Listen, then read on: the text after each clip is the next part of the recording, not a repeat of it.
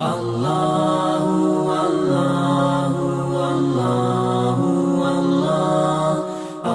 لله نحمده ونستعينه ونستغفره ونؤمن به ونتوكل عليه ونعوذ بالله من شرور أنفسنا ومن سيئات أعمالنا من يهده الله فلا مضل له ومن يضلله فلا هادي له وأشهد أن لا إله إلا الله وحده لا شريك له وأشهد أن محمدًا عبده ورسوله أما بعد فإن خير الحديث كتاب الله وخير الهدي هدي محمد صلى الله عليه وسلم وشر الأمور محدثاتها وكل محدثة بدعة وكل بدعة ضلالة وكل ضلالة في النار. أعوذ بالله من الشيطان الرجيم. بسم الله الرحمن الرحيم. يا أيها الذين آمنوا اتقوا الله حق تقاته ولا تموتن إلا وأنتم مسلمون. يا أيها الناس اتقوا ربكم الذي خلقكم من نفس واحدة وخلق منها زوجها وبث منهما رجالا كثيرا ونساء واتقوا الله الذي تساءلون به والأرحام إن الله كان عليكم رقيبا. يا أيها الذين آمنوا اتقوا الله وقولوا قولا سديدا يصلح لكم أعمالكم ويغفر لكم ذنوبكم ومن يطع الله ورسوله فقد فاز فوزا عظيما.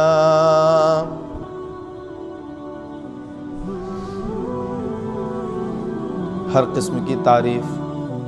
حمد و ثنا، بڑائی، کبریائی، عظمت و جلالت اس اللہ وحدہ لا شریک کے لیے لائق و زیبا ہے، جو پوری کائنات کا اکیلا خالق و مالک، ہم سب کا رازق اور ہمارا پالنہار ہے. اور پھر بے شمار درود و سلام ہو ہم سب کے آخری نبی محمد مصطفیٰ احمد مجتبیٰ صلی اللہ علیہ وآلہ وسلم پر. محترم حاضرین جمعہ، بزرگوں، نوجوانوں، پردہ نشین ہماری مائیں اور بہنیں اور عزیز بچوں، ہم اور آپ جمعہ کے دن جس طریقے پر جمعہ کا خطبہ سننے کے لیے پہلے آتے ہیں، اور حق بھی ہے کیونکہ اللہ کے نبی صلی اللہ علیہ وآلہ وسلم کا فرمان ہے، قرآن کی بھی آیت ہے کہ جیسے ہی خطبے کے لیے یا جمعہ کے لیے اذان کہی جائے تم مسجد کی طرف دوڑ پڑو.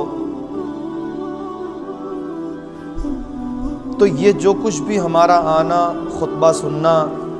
ہوتا ہے، اصل میں اس کا مقصد کیا ہے؟ ایک چیز تو یہ ہے، اور دوسری چیز کہ خطبے میں ہم کچھ چیزیں ایسی سنتے ہیں کہ زبان نہ سمجھنے کے اعتبار سے ان چیزوں کے معنی اور مفہوم سے ہم بالکل دور ہوتے ہیں. خطبے کا مقصد اللہ کے نبی صلی اللہ علیہ وآلہ وسلم نے بتایا کہ لوگوں کی اصلاح. چنانچہ آپ قرب و جوار کی تمام جو مساجد تھی چھوٹی چھوٹی، ان جگہوں پر ظہر کی نماز نہ ادا کر کے سارے لوگوں کو آپ مسجد نبوی میں بلایا کرتے تھے، اور مسجد نبوی کے اندر پہنچ کر صحابہ کرام، مسلمانان، اللہ کے نبی صلی اللہ علیہ وسلم کی زبانی جو معاشرے کے اعتبار سے یا ان کی اصلاح کی جو ضرورتوں کی جو چیزیں ہوتی تھیں، اللہ کے نبی صلی اللہ علیہ وسلم انہیں بتایا کرتے تھے. حالات حاضرہ کے تعلق سے کبھی کچھ لوگوں کے لیے کوتاہیاں ہیں، کبھی اسلام کی کوئی نئی تعلیم آئی ہوئی ہے، اللہ کی طرف سے کوئی وحی کا نزول ہوا ہے کہ جس سے مسلمانوں کو یا صحابہ کو آگاہ کرنا ہے. تو یہ ساری چیزیں اللہ کے نبی صلی اللہ علیہ وسلم اپنے الگ الگ خطبوں کے ذریعے الگ الگ خطبوں میں بیان کیا کرتے تھے. لیکن اس کے ساتھ ساتھ کچھ چیزیں ہر خطبے میں آپ کہا کرتے تھے، چاہے وہ خطبہ جمعہ ہو، چاہے وہ عید الاضحیٰ اور عید الفطر کا خطبہ ہو، نماز استسقاء کا خطبہ ہو، یا کسی بھی قسم کا خطبہ ہو، آپ صلی اللہ علیہ وسلم کچھ مزید مخصوص آیات اور مخصوص باتیں ہمیشہ کہا کرتے تھے۔ وہ ہم اور آپ تو سنتے ہیں عربی زبان میں، لیکن ہم اور آپ سمجھ نہیں پاتے آخر ان کی کیا اہمیت ہے کہ ہر خطبے میں آپ نے پڑھا ہے، ہمیشہ یاد دہانی کرائی ہے، ہمیشہ یاد دلایا ہے۔ وہ کچھ چیزیں جو عربی زبان میں ہم اور آپ سنتے ہیں، اسی کے کچھ معنی اور مفہوم سمجھیں گے۔ سب سے پہلے حمد و ثنا ہے، اللہ رب العالمین کی تعریف، اس کی بڑائی، کبریائی۔ ہم بحیثیت اللہ کے بندے ہونے کے اللہ رب العالمین کے سامنے کیسے رہیں اور کس طریقے پر اللہ رب العزت کے تعلق سے ہمارا عقیدہ ہونا چاہیے، اس کے اوپر بھروسہ رکھنا، اس پر ایمان رکھنا، اس کی وحدانیت کی گواہی دینا، اس کے توحید کی گواہی دینا، پھر رسول پاک صلی اللہ علیہ وسلم کی شہادت کی گواہی دینا، آپ کے آخری نبی ہونے کی، آپ کے رسول ہونے کی شہادت اور گواہی دینا، اور پھر اس کے بعد آپ نے امت کو یہ یاد دلایا کہ من یہدہ اللہ فلا مضل لہ ومن یضلل فلا ہادی لہ، کہ اللہ جسے ہدایت دے اسے کوئی گمراہ نہیں کر سکتا، اور جس کے نصیب میں گمراہی لکھ دی گئی ہے کوئی اسے ہدایت نہیں دے سکتا۔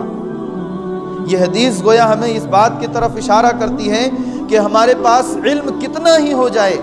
ہم اپنا کتنا ہی زیادہ وقت لگا دیں، لیکن یاد رکھیے اللہ کی توفیق کے بغیر انسان صراط مستقیم پر نہیں چل سکتا۔ یہی وجہ ہے کہ ہمیشہ انسان کو اپنے لیے صراط مستقیم پر، سیدھے راستے پر چلنے کے لیے دعائیں کرتے رہنی چاہیے کہ اے اللہ تو ہمیں ہدایت پر قائم دائم رکھ، صراط مستقیم پر چلنے کی توفیق دے، ضلالت سے، گمراہی سے اور ہر قسم کی بدعات اور خرافات سے محفوظ فرما لے۔ ہمیشہ آدمی کو یہ دعا کرنی چاہیے۔ یہ انسان کا اپنا کمال نہیں ہے کہ وہ ہدایت کا راستہ خود بخود پالے، اصل میں یہ اللہ کی توفیق سے ہے، اور جو شخص اللہ سے توفیق طلب کرتا ہے، اللہ سے مانگتا ہے، تو اللہ اس کے لیے راستے ہموار کر دیتا ہے۔ اس کے بعد قرآن مقدس کی عظمت پر اللہ رب العالمین، اللہ کے نبی صلی اللہ علیہ وسلم نے فرمایا فَإِنَّ خَيْرَ الْحَدِيثِ كِتَابُ اللَّهِ، سب سے بہترین کلام اللہ کا کلام ہے، وَخَيْرَ الْهَدِي هَدِيُّ مُحَمَّدٍ صلی اللہ علیہ وسلم، سب سے بہترین ہدایت رسول پاک محمد صلی اللہ علیہ وسلم کی ہدایت ہے، اور اس کے علاوہ دنیا والے کیسی بھی رہنمائی کریں، وہ رہنمائیاں وقت اور حالات کے اعتبار سے اگر کتاب و سنت کی روشنی میں ہیں تو بہتر ہیں، ورنہ حقیقت یہ ہے کہ جو کچھ محمد صلی اللہ علیہ وسلم نے فرما دیا اس سے زیادہ بہتر کوئی چیز نہیں ہو سکتی، اور اس سے زیادہ، آپ سے زیادہ بہتر کوئی رہنما نہیں ہو سکتا زندگی کے لیے۔ سب سے بہترین رہنما زندگی گزارنے کے لیے رسول پاک صلی اللہ علیہ وسلم۔ وَشَرَّ الْأُمُورِ مُحْدَثَاتُهَا، سب سے بدترین بات، سب سے بدترین معاملہ، سب سے خطرناک چیز لوگوں کی اپنی ایجاد کی ہوئی چیز ہے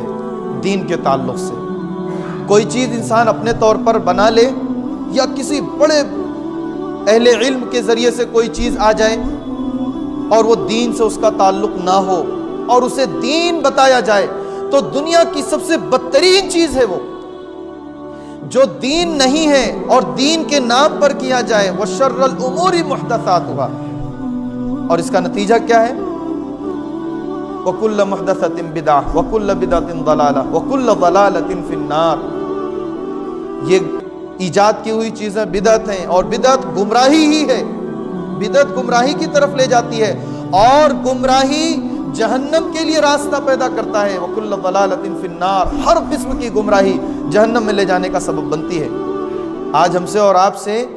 ہمارے اور آپ کے معاشرے میں کتنی ساری بدعتیں، نئی نئی چیزیں وجود میں آتی ہیں۔ کبھی دیکھا جائے تو وفات کے موقع سے، کبھی دیکھا جائے تو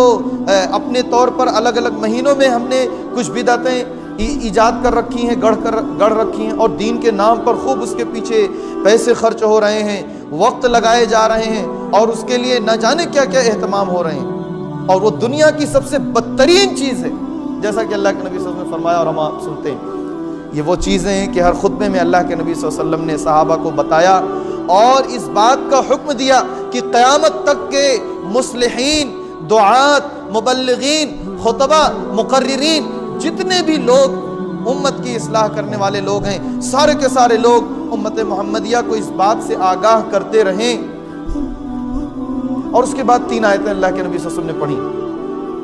ان 3 آیتوں کا تعلق، ایک آیت کا تعلق خاص طور پر حقوق اللہ سے ہے، اللہ رب العالمین کے حق سے، اور باقی 2 آیتوں کا تعلق خصوصی طور پر حقوق العباد سے ہے، اصلاح سماج اور اصلاح معاشرہ سے ہے۔ اللہ نے فرمایا سورہ نساء، سورہ آل عمران آیت نمبر 103، جو پہلی آیت ہم اور آپ سنتے ہیں، یا ایھا الذین آمنوا اتقوا اللہ حق تقاتہ ولا تموتن الا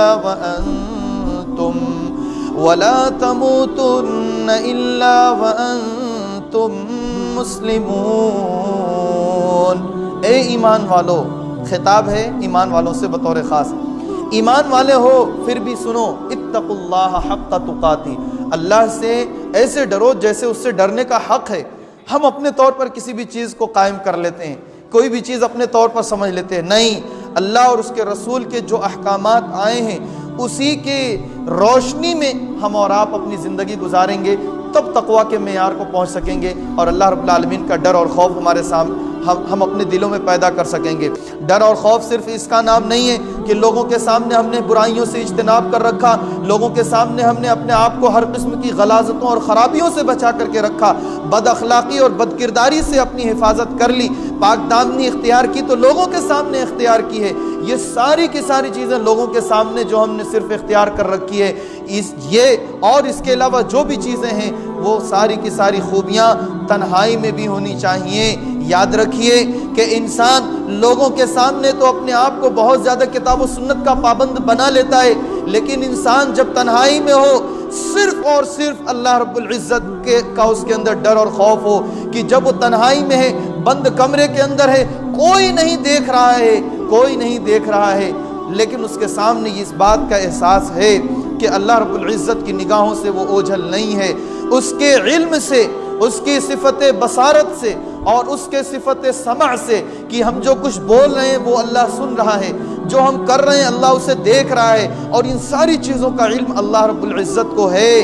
یہ اصل میں تنہائی میں احساس پیدا ہو جائے، پھر اس کے بعد حق تقاتہ کہ اللہ سے ڈر اور خوف کا جو حق ہے وہ تب پیدا ہوتا ہے۔ میرے بھائیوں، موبائل نے اس چیز کو بہت دور کر رکھا ہے، یا موبائل کے سبب ہم حق تقاتہ کا جو مفہوم ہے اس سے بہت دور جا چکے ہیں۔ ایک موبائل تمام قسم کی تنہائی ہو جائے، لیکن موبائل ایک ایسی چیز ہے کہ جس کے ذریعے سے انسان پوری دنیا سے کٹ کر کے بھی تنہا نہیں ہے، وہ پھر بھی لوگوں کے ساتھ جڑا ہوا ہے۔ اسی موبائل کے ذریعے سے نہ جانے کتنے طریقے پر ناجائز اعمال کیے جاتے ہیں، ناجائز صورتیں،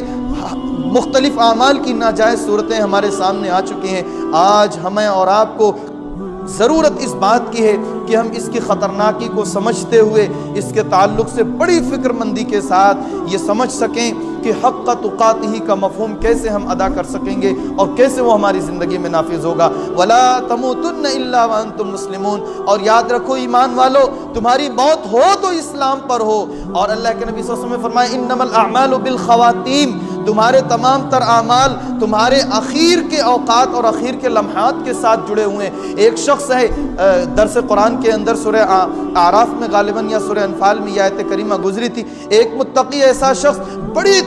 اللہ رب العالمین کے تقوی اور پرہیزگاری کے ساتھ زندگی گزارتا ہے، لیکن اس کے آخری لمحات کچھ ایسے ہوتے ہیں کہ شرک اور کفر میں لت پت ہو جاتا ہے، اور ایسی مثالیں ہمارے سامنے گاہے بگاہے آتی رہتی ہیں۔ اس لیے یہ دعائیں کرتے رہنا چاہیے، ایسی کوششیں کرتے رہنا چاہیے کہ کبھی ہم سے شرک اور بدعت کی چیزیں سرزد نہ ہوں۔ موت آئے تو اسلام پر آئے، توحید پر آئے، صحیح عقیدے پر آئے۔ اس کے لیے دعائیں بھی کرنا چاہیے اور اپنے علم میں اضافہ بھی کرتے رہنا چاہیے۔ اور اگر گاہے بگاہے ایسی نئی صورتیں، نئی چیزیں آتی ہیں جس کے بارے میں شک ہوتا ہے کہ پتہ نہیں یہ صحیح ہے کہ غلط ہے، علماء کرام سے رابطہ کرتے ہوئے، وقت کے جو فقہا ہوں ان سے رابطہ کر کے پوچھنا اور سمجھنا چاہیے، کہیں ایسا تو نہیں کہ ہمارے ایمان کو یہ کھا جائے۔ آج ہم دیکھتے ہیں کہ موجودہ حالات میں مختلف شکلیں سود کی آ چکی ہیں، اور اس کے علاوہ نہ جانے کیسی کیسی نشہ آور چیزیں آ چکی ہیں جس کو لوگوں نے بڑی صورتوں مختلف صورتوں میں جائز اور حلال کر رکھا ہے اور حلال سمجھ رکھا ہے۔ میرے بھائیوں، میرے عزیزوں، یہ قیامت سے قبل یہ صرف دو ایک چیزیں نہیں، بے شمار ایسی چیزیں آئیں گی، آتی رہیں گی کہ لوگ بہت ساری چیزوں کو حلال سمجھنے لگیں گے، حرام چیزوں کو حلال سمجھنے لگیں گے۔ جب اس طرح کی صورتیں آئیں تو علماء حق سے رابطہ کرنا چاہیے، دلائل کی روشنی میں اس بات کو سمجھنے کی کوشش کرنی چاہیے۔ اللہ نے عقل و شعور دیا ہے، اللہ نے ذہن و دماغ دیا ہے، عقل مندی دی ہے، ہمیں یہ سمجھنا چاہیے کہ حق کیا چیز ہے، باطل کیا چیز ہے، اور اپنے عقیدے اور ایمان کی حفاظت کرتے ہوئے موت اسلام کی حالت میں ہو، اس بات کے لیے کوشش اور دعائیں کرتے رہنا چاہیے۔ پھر اس کے بعد اگلی آیت ہے سورہ نساء کی سب سے پہلی آیت، اللہ نے فرمایا یا ایھا الناس، خطاب کس سے ہے؟ اے لوگو، صرف ایمان والوں نہیں، صرف مسلمانوں نہیں، اس کا مطلب یہ ہے کہ قرآن پاک صرف مسلمانوں کے لیے نہیں ہے، یہ نبی جس کے اوپر یہ کلام نازل ہوا یہ صرف مسلمانوں کے لیے نبی نہیں تھے۔ انی رسول اللہ الیکم جمیعا، تم سب کی طرف رسول بنا کر کے بھیجا گیا ہوں۔ رسول پاک صلی اللہ علیہ وسلم کی تعلیمات اپنوں کے لیے بھی ہیں، غیروں کے لیے بھی ہیں، اور کسی بھی مذہب اور فرقے کے ماننے والے کے لیے بھی ہیں۔ ہم ان تک ان کے تعلق سے جو احکامات بتائے گئے ہیں کتاب و سنت کی روشنی میں، ان چیزوں کو بتائیں اور سمجھائیں۔ اب آئیے دیکھیں، قرآن خطاب کرتا ہے سارے کے سارے لوگوں سے، صرف مسلمانوں سے نہیں۔ اس کا مطلب یہ ہے کہ یہ وہ آیت کریمہ ہے ہر شخص تک ہمیں پہنچانے کی کوشش کرنی چاہیے، صرف مسلمانوں تک نہیں۔ یا ایھا الناس، اے لوگو، یا ایھا الناس اتقوا ربکم الذی خلقکم، اس اللہ سے ڈرو جس نے تم کو پیدا کیا ہے، وہ تمہارا پالنہار ہے۔ الذی خلقکم من نفس واحدہ، ایک ہی نفس سے اس نے تم کو پیدا کیا ہے، اور وہ آدم علیہ السلام ہے۔ الذی خلقکم من نفس واحدہ وخلق منہا زوجہا، اور اسی آدم سے ان کی بیوی حضرت حوا کو بھی پیدا کیا گیا۔ یہ ایک موضوع ہے تخلیق کائنات، کائنات کی تخلیق کیسے ہوئی، مختلف چیزیں ہیں کائنات کے اندر، کچھ کا بیان اللہ کے نبی صلی اللہ علیہ وسلم نے احادیث کے ذریعے اور کچھ کا قرآن پاک کے ذریعے سے ہو چکا ہے۔ تو بہرحال تخلیق کائنات یہ ایک الگ مستقل موضوع ہے، لیکن حضرت حوا کی پیدائش کی بات جو قرآن نے کہی، اس کے بارے میں بخاری شریف کی ایک روایت پیش کرتا چلوں۔ اللہ کے نبی صلی اللہ علیہ وسلم نے فرمایا، حضرت حوا جو حضرت آدم کی زوجہ تھی اور تمام لوگوں کی جو ماں ہے، وہ حضرت آدم علیہ السلام کی بائیں پسلی سے پیدا کی گئی ہیں۔ بائیں پسلی کا ابتدائی حصہ کچھ ٹیڑھا ہوتا ہے، چنانچہ اللہ کے نبی صلی اللہ علیہ وسلم نے فرمایا کہ عورتوں کے اندر کچھ کجی ہوتی ہے، ٹیڑھا پن ہوتا ہے، انہیں سیدھا کرو گے تو ٹوٹ جائے گا، انہیں سیدھا کرو گے تو وہ ٹوٹ جائے گی، گویا تم ان سے ویسے ہی فائدہ اٹھا لو۔ تو یہ ہے تخلیق حضرت حوا۔ تو اللہ نے فرمایا وَخَلَقَ مِنْهَا زَوْجَهَا، اور اسی آدم سے تم ان کی بیوی کو پیدا کیا، وَبَثَّ مِنْهُمَا رِجَالًا كَثِيرًا، اور پھر ان سے پوری دنیا کو جو ہے جتنے انسان ہیں، مرد ہیں، عورت ہیں، سب کے سب کو اللہ نے پیدا کیا۔ وَاتَّقُوا اللَّهَ الَّذِي تَسَاءَلُونَ بِهِ وَالْأَرْحَامَ، اور تم اس اللہ سے ڈرتے رہو کہ جس کا واسطہ دے کر تم ایک دوسرے سے حق مانگتے ہو۔ ہم کہتے ہیں نا کہ بھائی اللہ کے واسطے یہ بات مان لو، اللہ کا حوالہ دے کر کے، اللہ کا واسطہ دے کر کے میں کہتا ہوں تم کسی فلاں کے اوپر ظلم کرنا چھوڑ دو، اس کے ساتھ یہ معاملہ ایسا کرو، اس کے ساتھ یہ حق ادا کرو۔ وَاتَّقُوا اللَّهَ الَّذِي تَسَاءَلُونَ بِهِ وَالْأَرْحَامَ، اور ہاں اللہ سے اپنے رشتوں کے معاملے میں بھی ڈرتے رہو، قریبی رشتوں کا خیال کرو۔ آج کیسے ہم اتنی آسانی سے قریبی رشتہ داریوں کو توڑتے رہتے ہیں، بھائی بھائی کا بگاڑ ہو جاتا ہے چھوٹی چھوٹی سی چیزوں میں، بھائی بھائی، بہن بھائی تو بہت دور کی بات ہے، سگے ماں باپ سے انسان اپنے ماں باپ سے تعلق جو ہے توڑ دیتا ہے۔ اور کیسا قرآن نے کہا فَهَلْ عَسَيْتُم مِّن تَوَلَّيْتُم مَّن تُفْسِدُوا فِي الْأَرْضِ وَتُقَطِّعُوا أَرْحَامَكُمْ، قریب ہے کہ جب تمہیں تولیت اور ذمہ داری اور دنیا کی فراوانیوں سے نواز دیا جائے اور پھر تم کیا کر بیٹھو گے کہ زمین میں فساد کرو گے۔ وَتُقَطِّعُوا أَرْحَامَكُمْ، زمین میں صرف فساد نہیں، تم اپنی قریبی رشتہ داریوں کو بھی توڑ ڈالو گے۔ اور سن لو أُولَٰئِكَ الَّذِينَ لَعَنَهُمُ اللَّهُ، یہی وہ لوگ ہیں جن پر اللہ کی لعنتیں ہیں۔ أُولَٰئِكَ الَّذِينَ لَعَنَهُمُ اللَّهُ فَأَصَمَّهُمْ وَأَعْمَىٰ أَبْصَارَهُمْ، یہ کرنے والوں کی یہ صفت ان کے اندر ہو جاتی ہے کہ وہ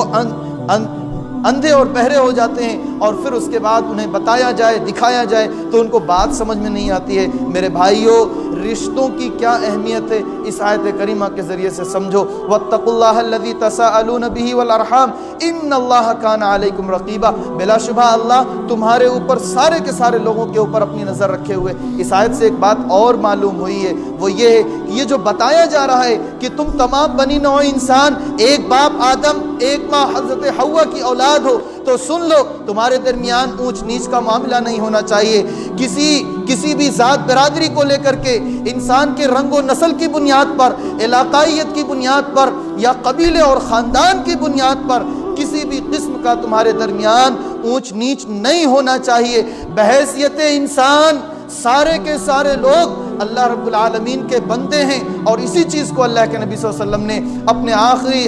حجۃ الوداع کے موقع سے فرمایا، لا فضل لعربی ولا عجمی علی عربی،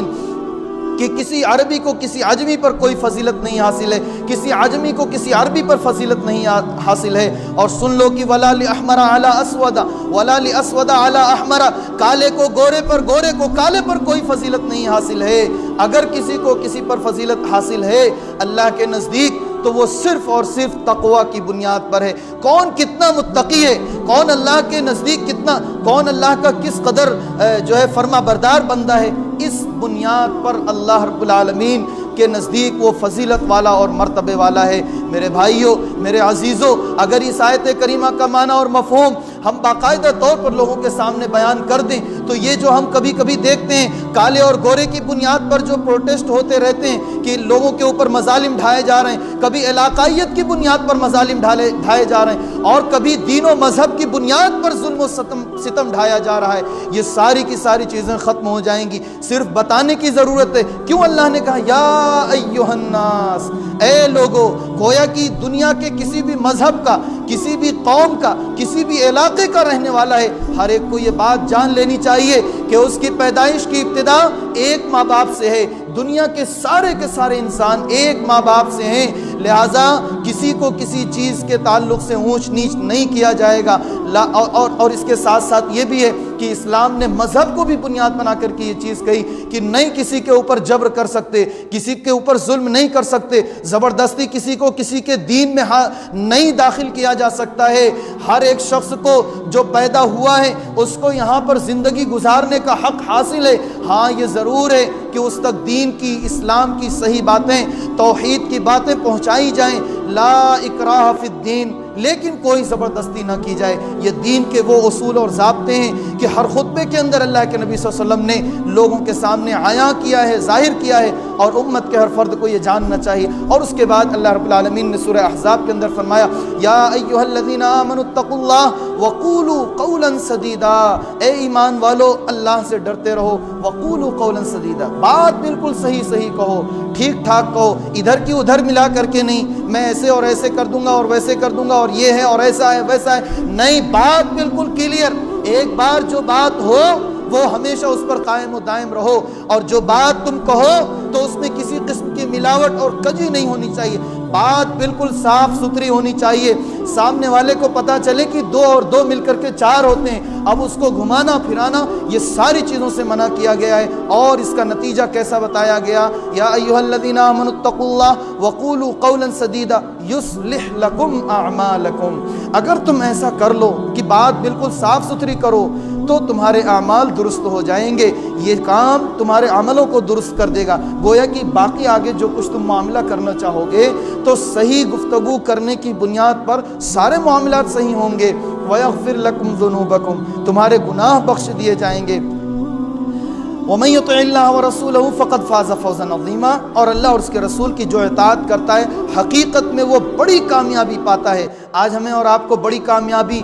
کامیابی کی ضرورت ہے۔ چاہتے ہیں ہم بڑی کامیابی دنیاوی اعتبار سے یا اخروی اعتبار سے، دونوں اعتبار سے اللہ اور اس کے رسول کے اطاعت کرنی ہوگی۔ یہ چند 2-3 آیتیں وہ ہیں کہ ہر خطبے میں ہم اور آپ سنتے ہیں، اور اللہ کے نبی صلی اللہ علیہ وسلم نے قیامت تک کے مصلحین اور خطبہ کو اس بات کا حکم دیا ہے امت کو یہ بتایا جائے۔ افسوس ہے عربی زبان نہ جاننے کی وجہ سے یہ سارے خطبے مسنونہ سے ہم محروم رہتے ہیں، اس کے معانی اور مفاہیم پر ہم غور نہیں کرتے۔ میرے بھائیوں، اب ہم نے جب یہ معنی اور مفہوم سمجھ لیے ہیں، جان لیے ہیں، تو ہمارے سامنے جب یہ آیات آئیں تو فوری طور پر یہ ساری چیزیں ذہن میں رہنی چاہیے اور اس کے مطابق ہماری زندگی گزرنی چاہیے۔ اور پھر اخیر میں جو دوسرا خطبہ شروع ہوتا ہے اس میں خاص حکم کی طرف اشارہ کیا گیا، وہ کیا ہے؟ ان اللہ و ملائکتہ یصلون علی النبی، بے شک اللہ اپنے نبی پر رحمتوں کا نزول کرتا ہے اور فرشتے بھی اس کے لیے درود و سلام پڑھتے ہیں۔ یا ایھا الذین آمنوا، تو اے ایمان والو سنو، صلو علیہ وسلموا تسلیما، تم بھی اس کے اوپر درود اور سلام بھیجا کرو۔ سلام کہتے ہیں التحیات للہ والصلوات والطیبات، جیسا کہ ہم اور آپ نمازوں میں پڑھتے ہیں۔ درود کہتے ہیں جو درود ابراہیمی التحیات کے بعد پڑھتے ہیں، اللہم صلی علی محمد وعلی آل محمد کما صلیت علی ابراہیم وعلی آل ابراہیم انک حمید مجید، اللہم بارک علی محمد وعلی آل محمد کما بارکت علی ابراہیم وعلی آل ابراہیم انک حمید مجید۔ یہ درود پاک ہے، ہمیں اور آپ کو اس کو پڑھنے کا اہتمام کرنا چاہیے۔ بطور خاص جب ابھی حکم دیا جاتا ہے قرآن کی آیت سے کہ اے ایمان والو درود پڑھو، تو ہمیں یہ دوران خطبہ جب خطیب پڑھتے ہیں درود، تو ان کے ساتھ ساتھ یا ان کے پیچھے پیچھے ہماری زبان پر بھی یہ درود ہونا چاہیے۔ اور اس کے علاوہ جب بھی اللہ کے نبی صلی اللہ علیہ وسلم کا نام نامی اس میں گرامی آئے تو آپ کی حمد و ثنا، آپ کی تعریف کا یہ طریقہ ہے کہ ہم مختصراً کم از کم صلی اللہ علیہ وآلہ وسلم ضرور کہیں، اور جس نے نہیں کہا اس سے بڑا کوئی بخیل نہیں، جیسا کہ حدیث میں بیان کیا گیا ہے۔ اللہ رب العالمین سے دعا ہے بار الہ ہمیں کتاب و سنت کی صحیح سمجھ عمل کی توفیق عطا فرما۔ یا اللہ جو کچھ ہم سنتے ہیں کتاب و سنت کی روشنی میں جو کچھ ہمیں بتایا اور سنایا جاتا ہے، اے اللہ اس کے مطابق ہمیں عمل کرنے کی توفیق عطا فرما۔ یا اللہ جو پریشان حال ہیں ان کی پریشانیوں سے ان کو نجات دے دے۔ یا اللہ جو بیمار ہیں ان کی بیماریوں میں شفا عطا فرما۔ یا اللہ جو قرض میں مبتلا ہیں انہیں قرض کی ادائیگی کے اسباب عطا فرما۔ اے اللہ ہم تمام کو تو حرام رزق سے بچا لے، اے اللہ ہمیں حلال رزق عطا فرما۔ اے اللہ ہمارے رزق میں کشادگی اور خیر و برکت عطا فرما۔ اے اللہ ہمارے رزق میں بڑھوتری عطا فرما۔ یا اللہ ہمیں دین و اسلام پر قائم و دائم رکھ۔ اے اللہ ہمیں صراط مستقیم اور سیدھا راستہ دکھا دے اور اس کے مطابق عمل کرنے والا بنا۔ یا اللہ ہم میں سے بہت سے ایسے لوگ ہیں جو لاولد ہیں، اللہ تو انہیں صاحب اولاد کر دے۔ اے اللہ تو ہمیں اپنے دین اسلام کے مطابق زندگی گزارنے والا بنا اور ہمارا خاتمہ ایمان پر اسلام پر ہو، آمین۔ وآخر دعوانا الحمدللہ رب العالمین۔ بارک اللہ لنا ولکم فی القرآن العظیم ونفعنا وإیاکم بالآیات والذکر الحکیم، انہ تعالی جواد کریم ملک بر رؤوف رحیم۔